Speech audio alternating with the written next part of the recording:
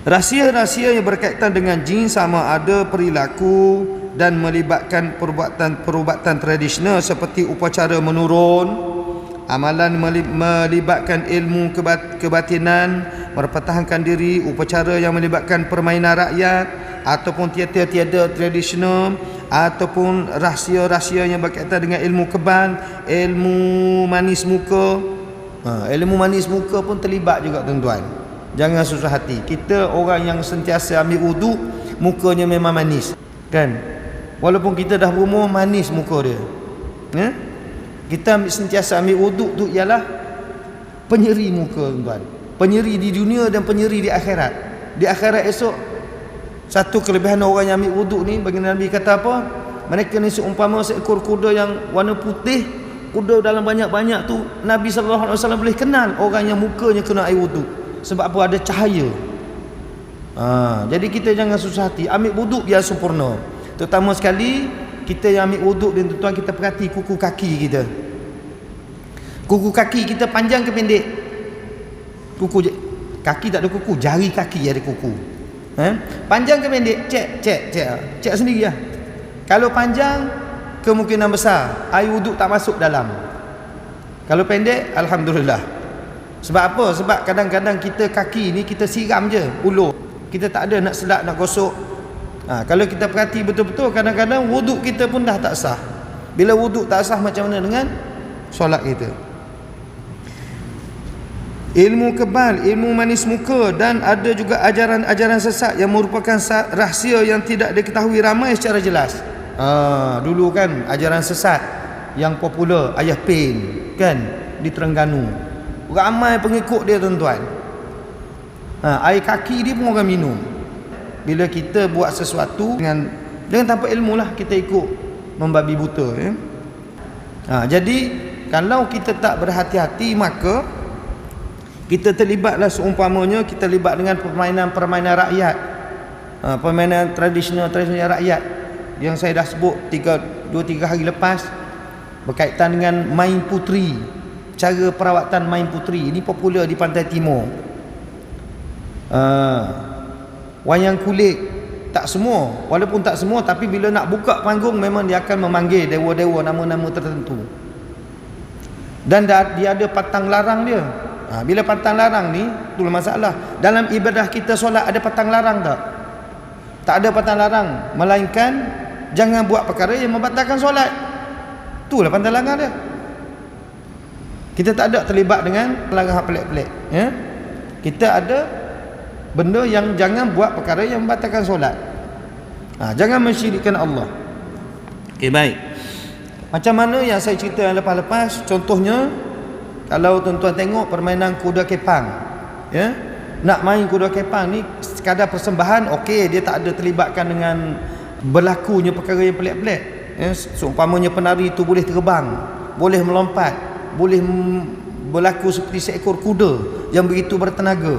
Sedangkan dia macam kita je, tanpa disedari dia punya tenaga tu kuat sangat, hingga ke satu peringkat dia akan tak sedar diri. Ataupun kita tengok perawatan main puteri, contohnya mentera angin dewa muda seumpamanya. Pesakit tu dah 6 bulan tersadar sakit, tak bangun-bangun, matinya tidak, bangun tak bangun, panggil Tok Bomoh 3-4 orang, tiup mentera angin dewa muda. Bersilat kawan 6 bulan tak bangun tadi, bangun bersilat. Dia kata ini semangat dia datang, nak lepaskan angin. Bukan nak lepas angin, tuan-tuan, makhluk lain masuk dalam badan manusia dan menggerakkan badan manusia. Jadi kalau kita tak tahu benda ni, kita akan nampak macam tak ada apa kot, biasa-biasa je. Ini dia melibatkan makhluk halus tadi. Begitu juga dengan seni mempertahankan diri. Kalau kita tengok seni mempertahankan diri, contohnya Jean-Claude Van Damme, Bruce Lee, pertahankan diri mereka dengan betul-betul mereka praktik dengan kecepatan, dengan kekuatan, dengan praktikal dia cukup. Kabit kan? Mereka berlatih bersungguh-sungguh cara macam mana pertahankan diri. Kita kebanyakan, kita orang Melayu ni seumpamanya, Nusantara ni kalau mau pertahankan diri, belajar sikit je, tapi disupport dengan ilmu-ilmu lain. Kan? Belajar silat baru 3 hari tapi dah boleh melakukan silat, boleh terbang, boleh tikam takluk. Kita tidak salah untuk belajar mempertahankan diri, tapi jangan terlibat dengan perkara-perkara kebatinan. Tak bolehlah kalau pertahankan diri tak masuk tenaga batin, dia tak kuat. Kan? Dia perlu kepada latihan yang kental. Kita tengok American Ninja Warrior, kan? Macam mana dia boleh bergayuk, boleh melompat, sebab mereka buat latihan. Mereka tak menggunakan makhluk halus sebagai pendamping. Ataupun kita tengok teater tradisional, persembahan teater yang tradisional, dia memerlukan kepada bantuan makhluk halus untuk membantu supaya persembahan teater itu jadi dengan nampak padu. Ada juga sekadar persembahan saja, ya? Ataupun kalau dulu mungkin ada lagi yang selalu sebut permainan dabus, tarian dabus.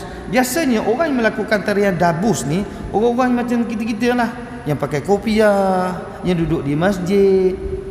Dia cucuk anak dabus tadi, besi anak dabus tadi ke tangan, boleh tak masuk. Kalau masuk pun tak sakit. Mungkin tuan-tuan boleh search dengan internet tarian dabus. Dabus ni dia popular di negeri Perak kalau tak silap saya.